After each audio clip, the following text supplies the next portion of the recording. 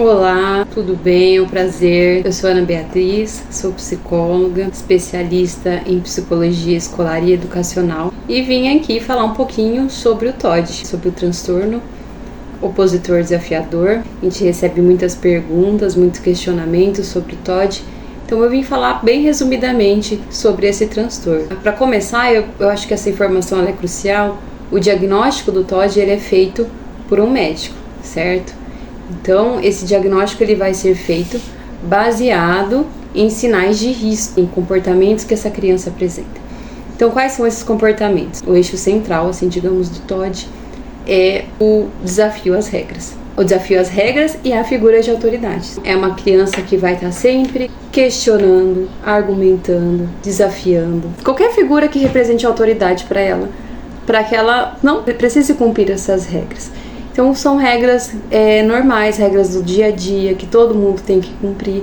Essa criança vai estar sempre desafiando. Então nisso também ela vai estar sempre discutindo muito com adultos. Ela vai estar apresentando comportamentos de irritabilidade, às vezes uma fala também, acessos de raiva, uma fala mais grosseira, mais irritada. É uma criança que vai estar sempre procurando perturbar os outros, irritar os outros. E também ela vai pode apresentar, comportamentos vingativos. Então, é interessante a gente entender que nem todos esses sintomas precisam estar presentes, tá? Pra gente fechar esse diagnóstico de TOD.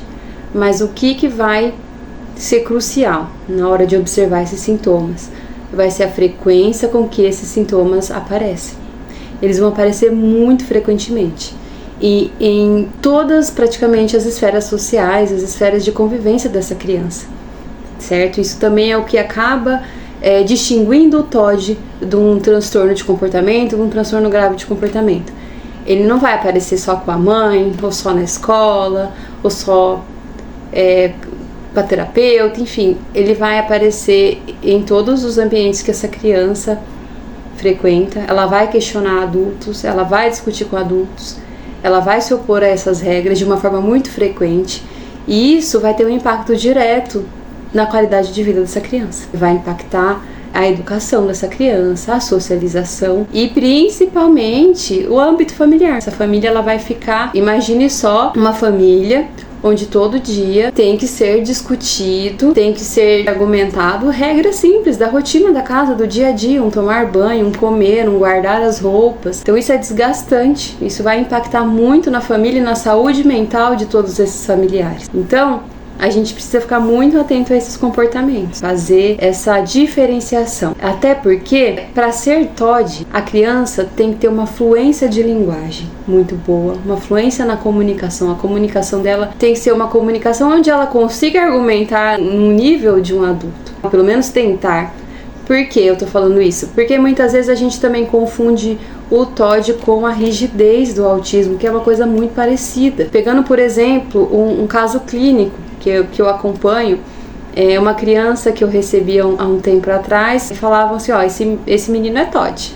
Esse menino é TOD, você vai ver que você não vai conseguir fazer nada com ele fica bravo, ele explode, ele quebra tudo. E atendendo essa criança e estudando cada vez mais sobre o autismo, sobre TOD, nós fomos entender que na verdade não se tratava de TOD. Primeiro, ele não tem influência verbal. É uma criança que começou a apresentar o comportamento, a fala verbal há pouco tempo. Então ele não conseguia ainda argumentar, ele tem alguns atrasos cognitivos também. Outra coisa, ele só queria fazer o que ele gostava, o que era muito fácil para ele. Se dava uma coisinha mais difícil, ele já brigava. E por trás desse comportamento tinham duas questões que a gente não tinha levado em consideração. Uma era a rigidez, que tratava-se de uma criança autista, que ele já tinha aprendido algumas coisas, ele já estava verbalizando várias palavras, já estava conseguindo se comunicar melhor, e aí ele tentava controlar todo esse ambiente para que ele só fizesse o que ele gosta, para que esse ambiente ficasse confortável para ele.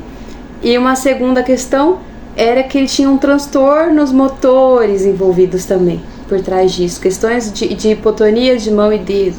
Então você dava um lápis para esse menino, ele brigava muito, porque para ele era muito difícil pegar nesse lápis e escrever. Era praticamente, ficava uma coisa repulsiva, por conta dessas outras questões que precisavam ser trabalhadas de uma forma mais direta e eficaz. Então a gente tem que entender bastante esses sinais de risco do TOD, nunca esquecendo que o que vai diferenciar ele de outros transtornos é a frequência com que esses comportamentos acontecem, lembrando que o eixo central é sempre a argumentação, né? É a oposição às regras, às figuras de autoridade na vida dessa criança, porque nem tudo é TOD. E eu espero ter ajudado. Obrigada por estar aqui comigo e até mais.